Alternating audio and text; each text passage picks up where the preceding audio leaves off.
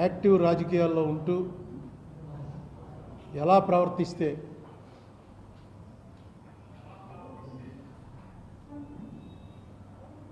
దేశానికి మంచిది, తనకి మంచిది, తనున్న పార్టీకి మంచిది అనేటువంటి ఒక ఉదాహరణగా నిలిచిపోయినటువంటి వ్యక్తి మన్మోహన్ సింగ్ గారికి నివాళులర్పిస్తున్నాను.